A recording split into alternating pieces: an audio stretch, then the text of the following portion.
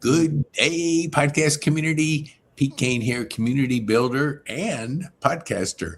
And I have a special guest. We've known each other for a lot of years, and we actually tried to put a podcast together not too long ago, but we couldn't get our schedules together.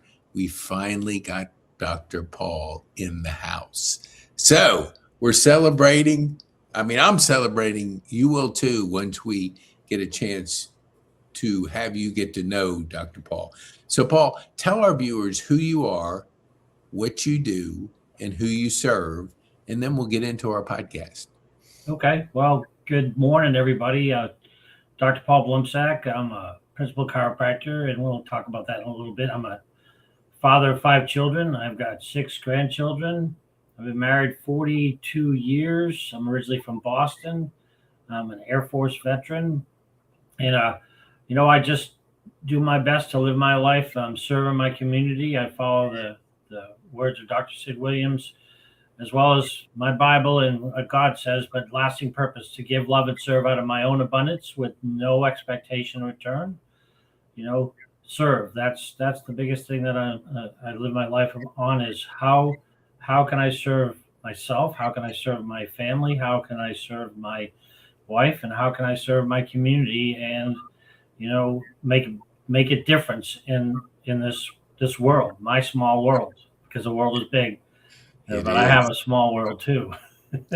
Yes, I always say people think locally, but also we're in a global world. So the world now has gotten smaller. What do you think? I didn't realize you had 6 grandkids. I know you had a few. I have 6 too. So Right. what do you like most about being a granddad? Wow. I can tap out when I want. So you can't have grandchildren without children. So I have no regrets having 5 children, Paul and I. But we love the fact that we can spend time with our grandchildren, but we can also have the choice to say, okay, we're done. It's time to go home. We've served our children, and now it's time for our children to serve them. Yes. I learned one thing from when I was the first number one grandchild, talking to another grandparent who said that everything we do as grandparents is educational. We're not spoiling our grandchildren. We're educating them. Now, granted, that didn't go well with our daughter, but that's how we look at it. We're just going to educate our children. Yes, here's a nice gift.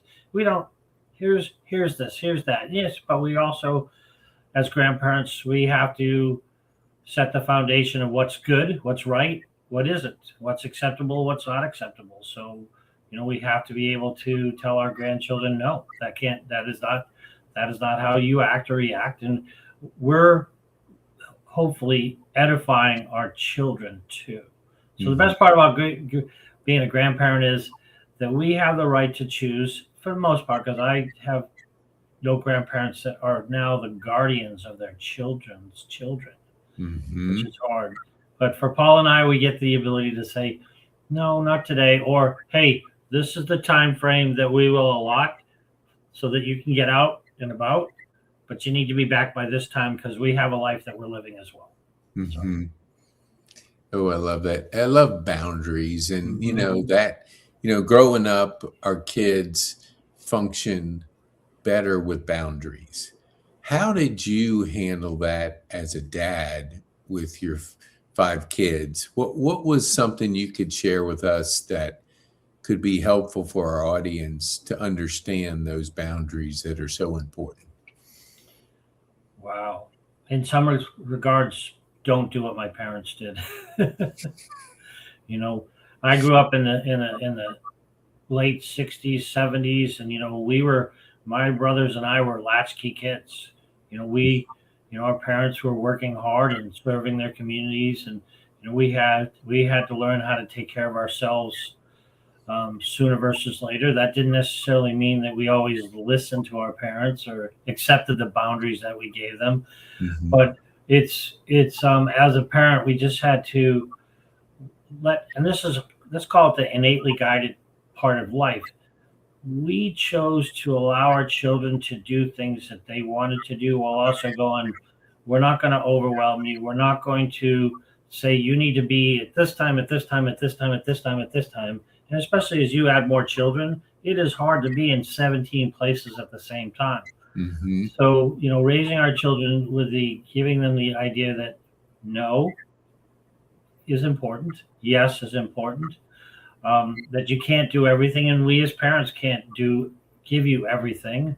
So we taught our kids how to be responsible early on in life, and now they're all adults, and 3 of our 5 children have children, and every one of them is a successful adult, responsible for themselves, while also understanding that they have challenges in their lives. And so we've imparted that to our children, and we also know that the boundary that we have is Paul and I can't go, well, we did it with 5 kids.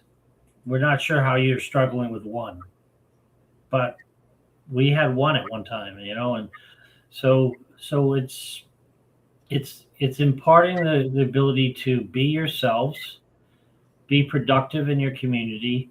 I don't give up, don't quit. Don't make excuses, find reasons. And I've made excuses, but find reasons how you can move forward in your life. I love that. I've given up social media for the last 4 years, and I didn't realize how healthy my brain got and my just general, just daily life. Mm-hmm. And we see on social media all the good things. We don't see the struggle, the challenges. What would you say to people about struggle and challenges that would be helpful? Because this isn't Instagram and everything isn't perfect. Mm-hmm. And life isn't perfect, but you see that out there, and it really gives people a false sense of life. Right. How do you handle challenges and struggle? Okay. So number 1, I read God's word. Mm-hmm. Okay. Number 2, just like behind you, that library of books that you have, I've had to read a lot of books. To my right is a whole library of books. Mm-hmm. Okay, that I've had to read and reread and help remove the things that get in my way. Mm-hmm. And strengthen me. And then I get around the right people. I mm-hmm. make sure that I'm around the right people. I put blinders on to the negative side of things. I'm on social media to a point, but I don't watch the news. I don't read the newspaper. I'm not stuck in all that negative, because I need to protect my brain and my persona, especially when I'm taking care of people. Mm-hmm. So if I'm caught in the negative, and I'm not perfect on that, if I'm caught in the negative all the time while I'm serving my community, that's not good for them, because guess what? They're going through life struggles. They're going through challenges. They're going through issues that I may have had experience with, or I may know someone who could help them. And that's where the connection side of this whole process is. And so I've got to strengthen myself through God's word, through reading books, through listening to positive influences, to communicating with people. So, for example, on Thursday, we close our office in the afternoon, and from Thursday to Sunday, I'll be at a conference. And that conference is the foundation is lasting purpose. It's called Dynamic Essentials. It's a chiropractic conference, but more importantly, it was founded by Dr. Sid Williams in 1964, because he wanted to make sure, and that's why it says Principal Chiropractic. He wanted to make sure the true message of chiropractic continued to get out, mm-hmm. versus it becoming watered down. And I go there to not necessarily get motivated or inspired, but it can happen, but to remove the husks that get in my way of serving my community, serving my family, serving my wife. So I have to do things on a regular basis to protect myself, to gird myself, to strengthen myself mentally, emotionally, and if you don't do that, it's weak. So if all you're doing is watching the news all the time and every commercial on anywhere, and I have to hit a button now that says shut the commercials off, because what I thought was free, okay, free on Amazon, now I'm getting slammed with commercials, and they're all drug commercials, which means it's a problem. So you've got to gird yourself, and you've got to keep doing it on a regular basis. People have heard the term iron sharpens iron, just like you and I are talking today. My expectation is that Pete's going to help sharpen my iron, whatever that means. Now, I'm not talking about golf, because I know Pete, you used to love golf, and maybe you still do. But, no, I don't play anymore, but I did love golf. Yeah. So hopefully that answered your question. Yeah, it did. I didn't know Dr. Sid personally, and I know you did. And for those that don't know who he is, what's the best advice you got from Dr. Sid? The first thing that comes to mind, outside of lasting purpose, to give love and serve out of your own abundance with no expectation in return, is turn the corner. Turn the corner. Don't keep looking backwards, and part of that whole sentence had to do with, you don't plow a field looking backwards. You keep moving forward. And when you have life situations going on and you're trying to move forward, you have to turn the corner. When you turn the corner, you can't see what's behind you anymore, and you have to move forward. But the other thing is, from Dr. Williams, is keep perpetuating the message of life and vitality and function, and that people live a better life without nerve interference, that you remove subluxations, you adjust, you keep the upper cervical clear, and watch how our community changes. So it's more than just one thing, it's multiple things that keep coming back to mind on, I have a friend who says success leaves clues, having the ability to, here it is, speak with authority. I can help you. I can help you. I found what's going on. I can help you in this practice today. I love that. I often chat about, you said there's a lot that goes on here, and the numbers are something like we have 12 to 60,000 thoughts that go through our head every day. We take physical showers to clean and reset, but we don't take those mental showers that help us to get this right, our thinking. You're right. Listening to the negative, they get attention with negative stuff.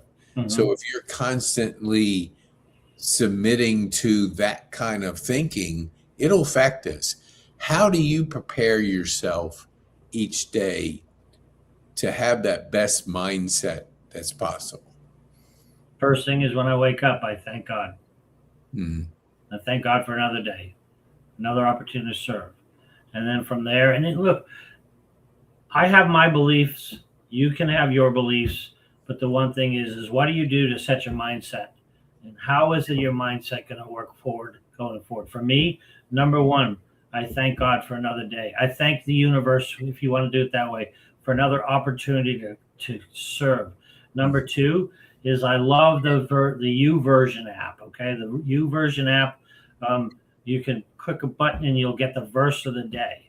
Right now, and I argue with this technology, is because it says I'm 374 days in a row.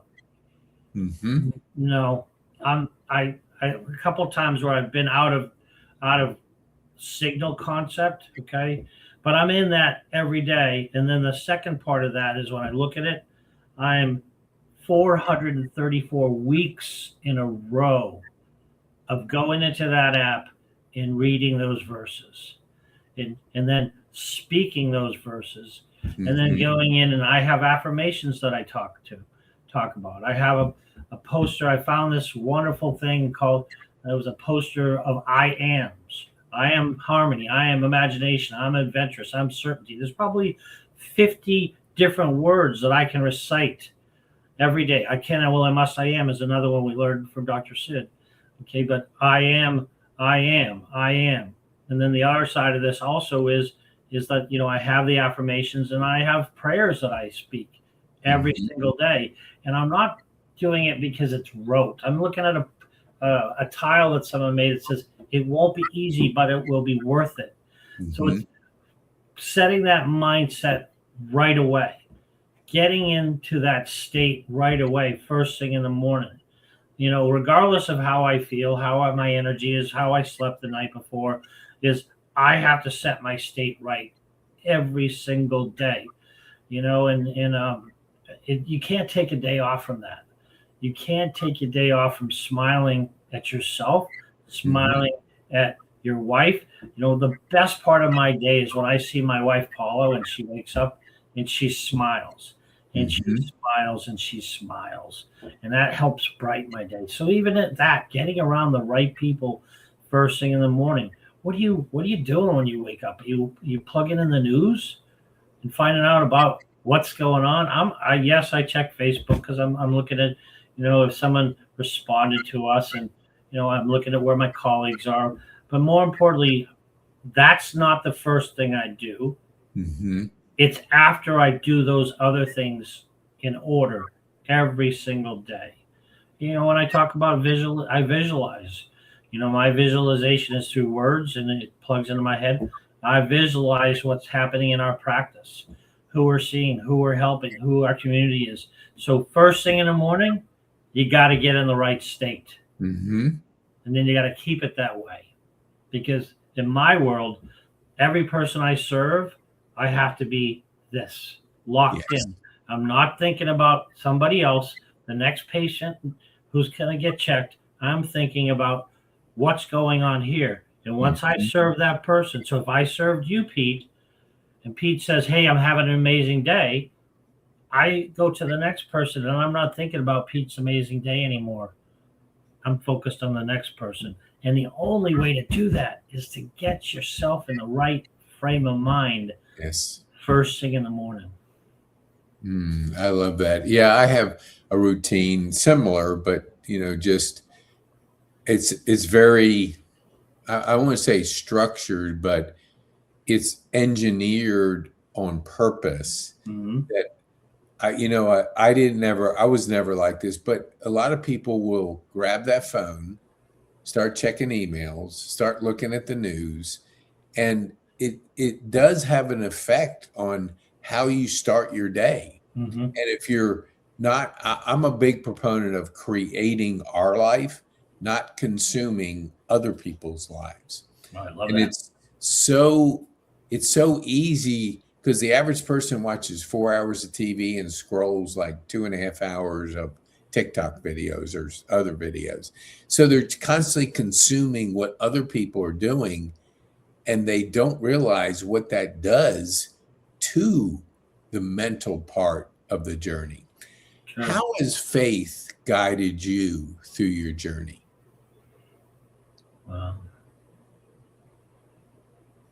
Well, one, you got to have a mustard seed of faith. You really do. And how has faith guided my journey? It's in that sense of never giving up, never quitting. Never, there's one thing about failure. There's another thing about quitting.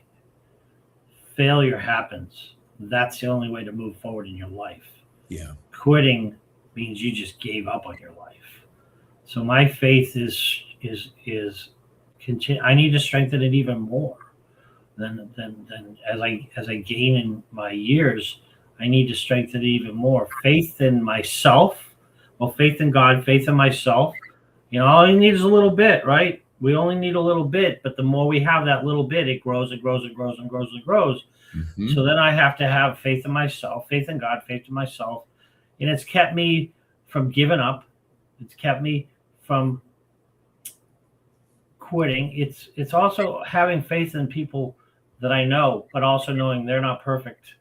Their faith is just like a mustard seed as well. So it's surrounding me with people who faith, who have, and I may not be a Christian, okay? My practice sees everybody. We accept everybody. We love on everybody in our office. And faith that knowing that God put a life inside of me that is intelligent, that knows what to do, when to do it, how to do it.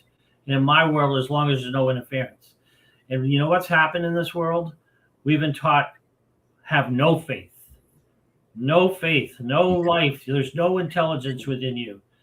You know, have faith in a system versus have faith in that life that you can take that mustard seed and turn it into a tree. Mm-hmm. Take that mustard seed and turn it into multiple trees. Because I learned this a long time ago from a colleague. His name is Dr. Peter Amlinger out of Canada. He said, "What do you see?" And he held up an acorn. And everyone's like, "Well, we see an acorn." He said, "No, I see a forest of oak trees." That's faith. Having that kind of faith is what needs to perpetuate in our communities more and more and more. And that's why we have to protect ourselves here and here. Mm-hmm. I love that. I had a gentleman this a couple of years ago, and I asked him, like, how did you find the podcast? And he didn't know, and I had never heard of him, but he said something which I thought was really insightful. He talked about PTSD, which we know is out there, and it is an issue and a challenge, and a lot of people are struggling with it. But he said, take the PTSD and substitute G for it, post-traumatic stress growth. He grew up in a concentration camp at age 5 in a country that persecuted everything. So it wasn't your typical pre-K. Sure. But he grew so much through that journey. Do you have a time in your life that when you look back was not the best time you liked being in that storm, but you grew as a result of going through that you could share with us? Man, do you have weeks, months, years? You know, it really, you know, are we talking, there's lots of times in my life. There's times where,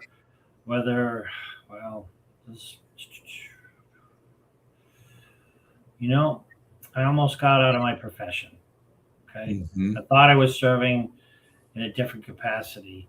And I realized that I was struggling with the decision to make a change, because I've loved this profession for 32 years, even before when I was a patient. I'm still a patient. I got checked today, and I almost got out, and I realized that, you know, I was corporate America as well, seeing patients, and I wanted to have a better office schedule, practice schedule for my family.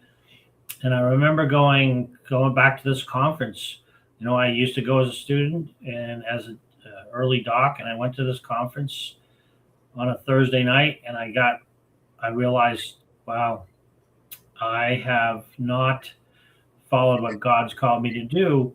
And I basically left corporate America, opened a practice, left corporate America, and it didn't grow like I expected. It didn't go like I expected. And I struggled. And you know, Tim Langley, this is how you and I connected. Tim was my best friend up until he passed, which is 25, well, it's over 25 years now since, you know. And I remember Tim being there for me, because I'm like, wow, this isn't good. My family's upset with me. My kids are upset at me. It was a struggle to the point where I was like, did I make a mistake? And my key to this, and Tim was the one part of that reason, Tim and a couple other people, John Forrest, you know, Marine, you know, and so this is where I almost just said, I'm done. But I have this thing in my life that I've always had in my life: never give up. There's no quit in me. You just got to keep moving forward. Keep moving forward. And when I did, we started having growth. I listened to God's word, God, and said, hey, you know what? Keep your practice. Apply to Life University. And I applied to Life University to be a clinic doctor. And they said, why are you leaving practice to work at Life? I said, I'm not leaving practice. No way. I'll come here too. And I worked full-time at Life University and have a practice. And my practice was growing and growing and growing. And so I didn't give up. And I just listened to some people who gave me some wisdom and advice, and I just persisted. But guess what I didn't do? I didn't, and I still do this too. I didn't try to figure it out on my own, Pete. Mm-hmm. I sought help. I sought help. I sought help for the people around me, and then I just kept plugging in and plugging in and plugging in and plugging in to the point where it's like, okay, you know what? Hey, God, how much longer do you want me to work 60 plus hours a week, turning my hat back and forth every day between Life University and the practice, serving? And I served almost 1,000 interns in my time there. And God said, okay, it's time. So it was such a struggle to continue on because I wasn't growing as expected. And I put my family in a situation financially that was not good, but I didn't quit. And I just, that is probably one of the major changes in my life beyond other things, because I can talk way back when I was a kid. Mm-hmm. All right. But this is, I would probably say this, and that's the turning point, because you and I would not be talking right now if it wasn't for Tim and I connecting.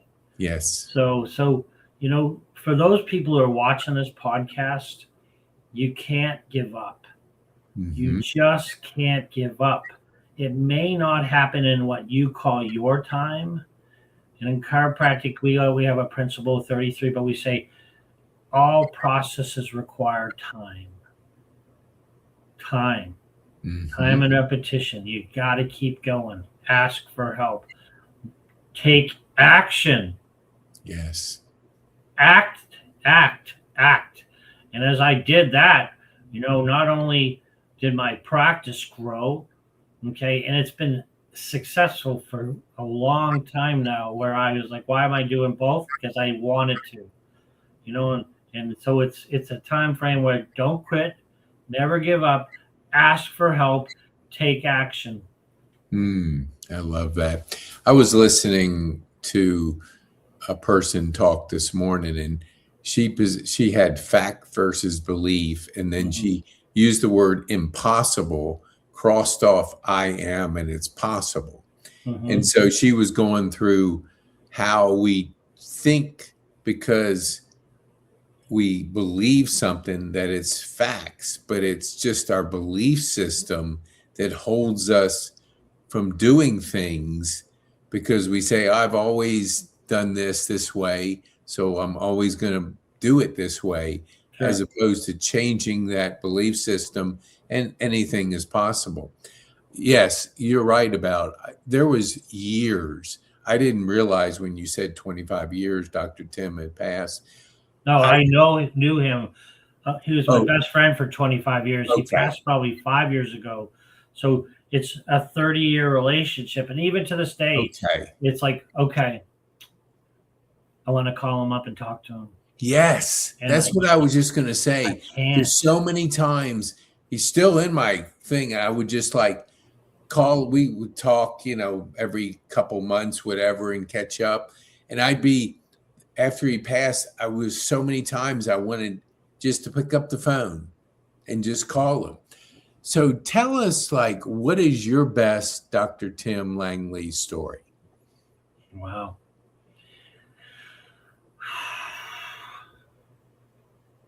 So this is specific to chiropractic, and Tim changed a lot of lives outside of chiropractic. My best chiropractic story is that Tim helped more chiropractors keep from killing themselves because they were not succeeding as planned.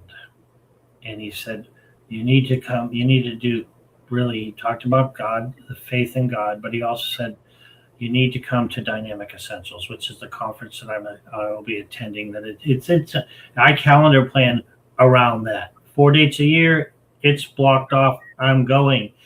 So my best story of Dr. Tim is that he saved more chiropractors. He kept more chiropractors from killing themselves, and it actually exposed them to what it could truly be like as a principal chiropractor, to just locate and correct vertebral subluxations, talk to people about the life inside, the intelligence within, how being checked on a regular basis is so important. And when he shared those with chiropractors who basically, you know, were doing everything else and possibly adjusting to saying all you need to do is this one thing and get really good at it.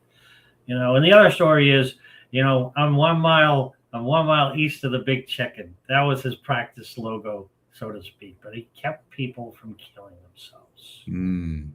Yeah. He made such an impact on the people that knew him. Yes. It was, just that servant heart, that person that just was there listening, serving, helping, supporting.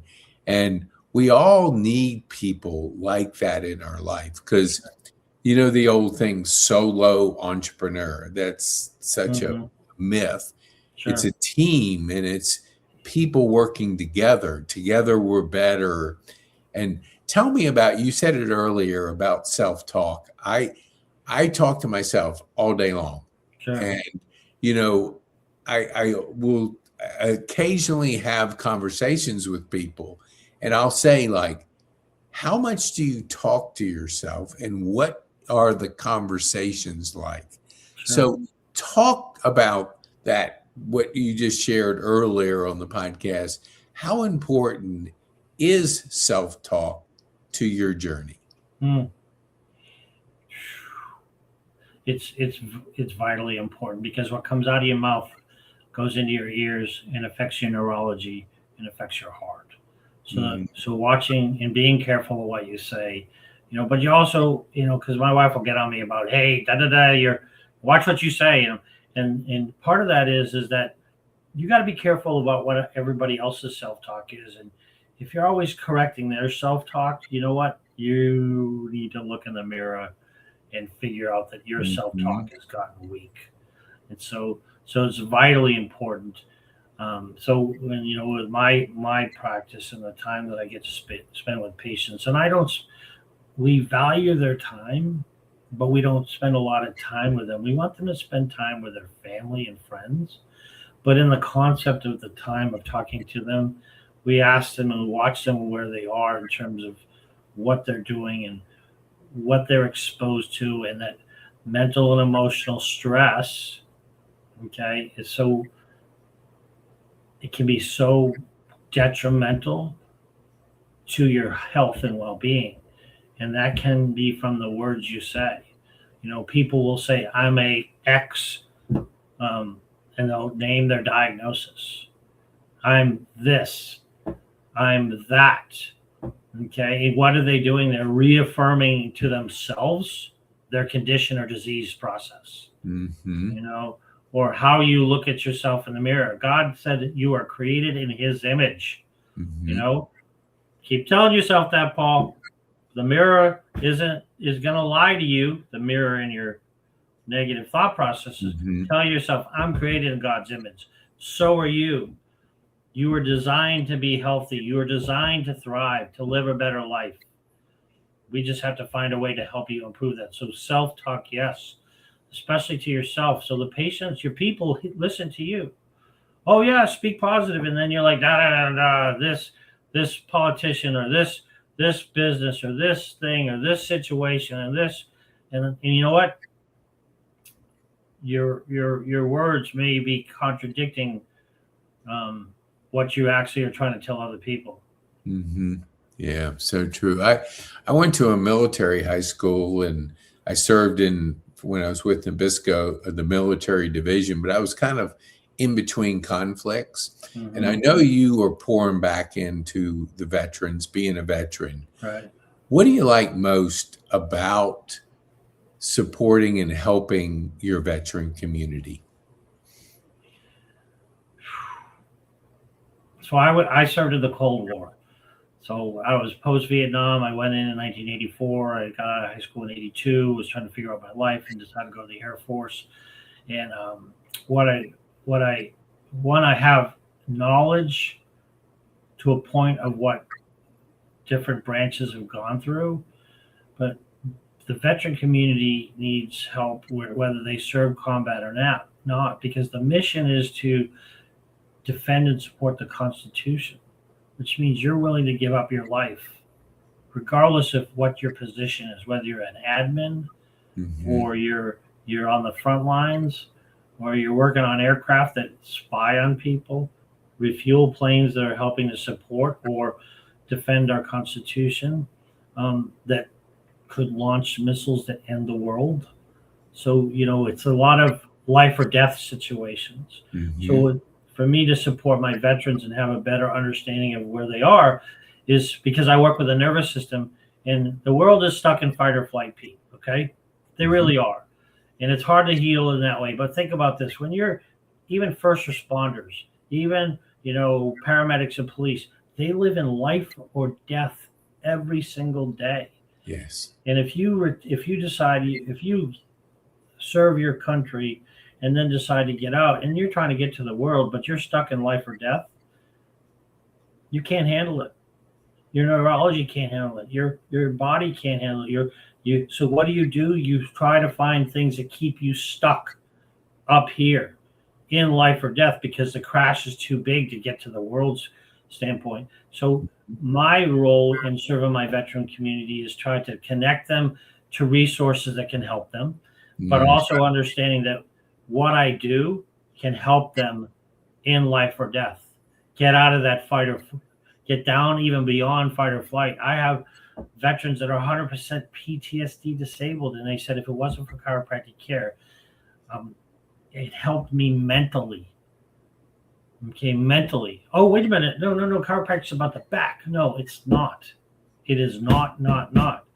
And, so watching a veteran community improve. But guess what? Who else is involved in that community of that warrior or that Army, Navy, Air Force, Marine, Space Force? Their family members, Pete. Mm-hmm. So if one is stuck in life or death and they have a spouse, a significant other, or children, they're stuck in this crazy state too. Mm-hmm. So this is why we promote a family practice, promoting the whole family get checked, because if that veteran is stuck or that active duty military person is stuck in life or death and they come home and they're still in evade mode or protect mode or defend mode, and the family doesn't know what to expect, they're in that state too, and it can affect their overall health and well-being. So for me, I've gotten more and more involved in the veteran community over the last 15 years to a point because of the way my schedule is, and I help connect veterans to resources. I also help run a veterans group that meets in West Cobb. You might know Bill Williams. Bill Williams. He's a retired Army. He's Army Vietnam veteran, but he also was a franchiser. He helped people open businesses except for food. And Bill was a friend of Tim's. So Tim connected me to Bill through another person, John Forrest. And, it's doing things to help the veteran community by providing information and resources. Our group meets once a month, more to just share connections. Mm-hmm. Yes, the VA sucks. Okay. All right. But trying to do better. But it's also, hey, I just lost my job. What do I do? Hey, how about you connect to this? I'm struggling with my rent. Oh, here's a company. Here's this group that you can talk to. This happened last week. Guy next to it, and he's actually a volunteer at Cobb Treatment Court. And we start hearing about how this organization helps this. He goes, I need help with that. So serving my veteran community through what I call the power of connection. I connect people, put in the atlas, physically, mentally, emotionally, but I also connect them to resources. Hey, PeteKane's a great guy to talk to. He has this wonderful podcast. Connecting people to the next part to help them move along in their life. That's part of my whole role as a veteran. Is to not just be the answer person for everything, as much as share that there's an answer out there for you.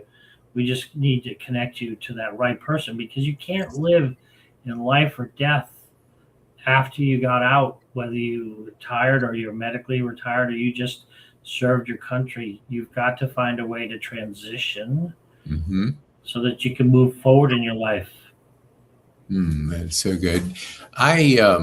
There was a speaker. I'm in the North Cobb Rotary Club, and we have really good speakers. And there's a gentleman, I want to say his name was Travis. He's with Shepherd's Men. Mm-hmm.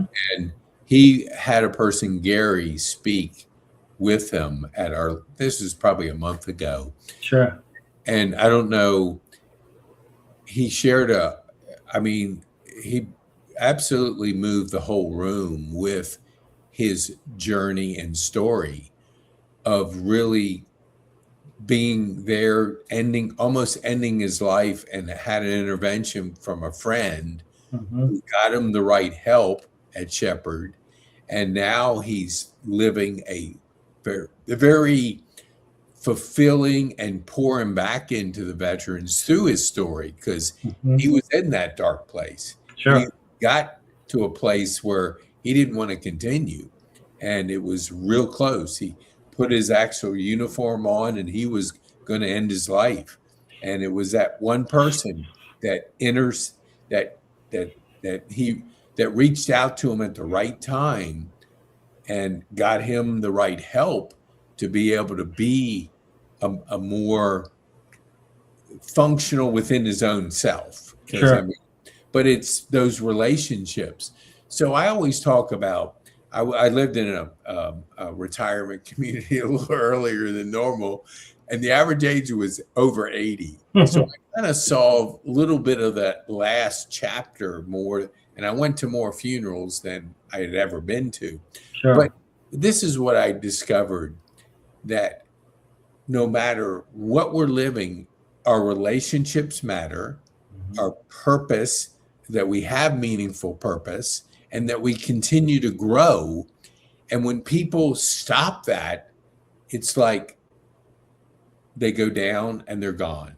Sure. So when you look at the future, what are you most excited about, and what could you share with our community that they might be able to help you with? Because I believe in dreaming big, because, hey, look, we need dreamers, and it almost ended 4 years ago. So I have kind of that mindset that's a little different than most. Sure. What are you most excited about, and what could our community help you with? Okay. Well, we're always excited about serving more people in our practice. Okay, that's number one. Because when we serve more people in our practice, we are actually making a change in our communities over health and well-being, even with what we may perceive as a lot of chiropractors in our area. So it's one about getting the message out that everybody in life can be healthier with a clear nervous system, regardless of whether you have a symptom or not. That's number one. The other part of this community is, I want to leave a legacy. I don't want to just, be like, and it's not just in chiropractic, but there's a lot of doctors out there and that serve a purpose, and they age out and they just shut their doors. Okay. Versus leaving a legacy of, hey, it's not about Blumsack family chiropractic. It's about principal chiropractic surviving and thriving and bringing on the next generation of doctors, chiropractors that can serve their community by checking people for subluxations, by checking families, checking babies, checking women during their entire pregnancies, and continuing that legacy. So for me, I want to bring on younger people into our practice that can, maybe, I don't necessarily think I'm going to retire, but there's a point in time where I still want, Dr. Bennett, who passed away back in 2020, he was 84, still seeing patients. He enjoyed it. And that's the one cool thing about our profession is we never want to retire. We just want to, maybe we slow down a little bit, but also to bring on other doctors and help mentor them and move them forward and helping them, be successful. Mentorship is so vitally important piece. Yes. So, for me, I would call it the power of connection through mentorship. Whether I'm mentoring, new doctors, which I had my opportunity at the university to a point, but those doctors that now graduate a license, or also mentoring veterans. Okay. I see it. And you mentioned North Cobb, okay, the Rotary Club. The service organizations are aging out, Pete. Mm-hmm. The younger people aren't getting involved.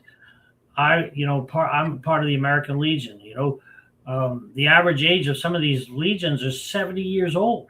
Yes. So we have to get out there and start talking to the younger generation about how we can support them, but also how they can support each other. So this Yes. is called perpetuation. Back to the whole idea of the faith of the mustard seed, faith. Mhm. It's a forest of mustard trees. The more we can perpetuate that, the greater growth we have. Our logo on our practice is a picture of an oak tree with all these little acorns attached to it. Mhm. Every one of those acorns isn't the same color. They're different colors because there's different people. But Yes. you've got to keep playing. So my legacy would be the power of connection Hmm. by helping bring on the next generation of chiropractors, bringing on the next generation of people that are service minded versus self-service. Hmm. Because there's a lot of that out there. It's all about what's in it for me versus, okay, what can you do to help someone else first, and then watch what happens. Tim taught me this a long time ago. Serve your community, but don't be a slave to your community. Yeah. Okay. So yes, that's where I look at my legacy, the power of connection in Mm. multiple facets. Now understanding this though, Pete, it's number one, my faith in God, number two, my family, my wife. Where am I with her relationship in our 70s and 80s and 90s? Where Hmm. am I in my relationship with my children and then my grandchildren and their children? Hmm. So it's continuing that legacy of, it's children's children in God's word, right? That's where I see it. Or I could just be a shell, do my own thing, and one day say, okay, I'm done, and just move forward. I don't want to be bothered. I'm just gonna, go give up, which a lot of people do because they lost their purpose. Don't retire. Just find new purpose in your life because you Yes. can change at any time of your life. I'm going Yes. to change today. I'll be better than I was yesterday. Okay. So that's really where I'm at right now, Pete. That's where I see myself many, many years from now. I love it. I'm glad you said that because I'm on the membership committee at North Cobb, and you're right. Introducing service to our younger generation is very critical because Rotary is aging, Mhm. and if you can't bring youth into the organization, you basically age out. So Sure. you have to, same with American Legion, you have to bring the young. I love the sons of a veteran. That's kind of Mhm. my category because I thought, since I wasn't a veteran, that I couldn't be involved in the American Legion, but I was educated that no, there's a classification. They're younger people that are sons of veterans because Sure. you got to always mentor the younger people. So Right. tell our viewers, I want to be respectful of your time. How can they get more of Dr. Paul? Well, one, follow our Facebook page, Blumsack Family Chiropractic. Also, if you're a veteran, look up vetbuds.us. That's the service organization that I support. I'm a Mhm. part of. It's funny we're probably the least structured of a military group, but we're there to just share resources. So look up. Mhm. So our practice. The other side is you can always give me a call. You got a question, call our practice. You can get a hold of me. You can text me. I'll give you my cell phone if you want. You can Yeah, post it later. Text me if you got a question because I'm not the guy who has all the answers, but most likely I know someone who probably does. I love it. And Yeah, I'll that's attest to that. Yes. Yeah. And you want to know people that know people. And so if you're out here listening, Mhm. Dr. Paul is very involved in the community, serving, connecting, and building relationships all the time. So if you need resources and you need somebody that might know who you're looking for, reach Mhm. out to Dr. Paul. Oh, thank And you. and I always believe that alignment. You want to be Mhm. aligned. You want so getting that help is very important. So what would be the final thing? I'm seeing I got another podcast right into this. Okay, And sure. yeah, Holly, I'll be with you in just a second. But anyway, what would be the one thing that you would want our viewers to take home from our time on this podcast? Okay, so I'll just use my mission statement. Okay. Our mission is to empower people for extraordinary living through the power of connection. It's really what it's all about. And, you know, whether we're connecting you through your atlas and your nervous system or connecting you through the people that you're looking for help for, you know, reach out. You know, reach out, find out, talk to people, ask for help. Be willing to let your guard down and ask for help, even when you think you've asked people before and they've failed you. There is people out there that will help you, but if you don't ask, you'll never find out. I love that. Hang on for just a second. Sure. I want you to meet Holly Hoover. Okay. Now, there's Holly is in the house. Awesome. Hi, Holly. Meet Dr. Paul. Hello. Dr. Paul, meet Holly. Holly is inspired. I serve over at Kennesaw Mountain High School, and we do a program called Habitudes.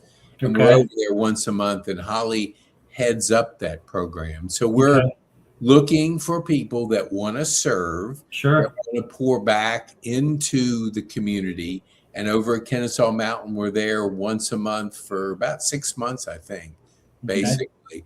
But Holly, just tell her before Dr. Paul goes, and I know he has to go, what do you like most about helping character education and coordinating that with Kennesaw Mountain High School?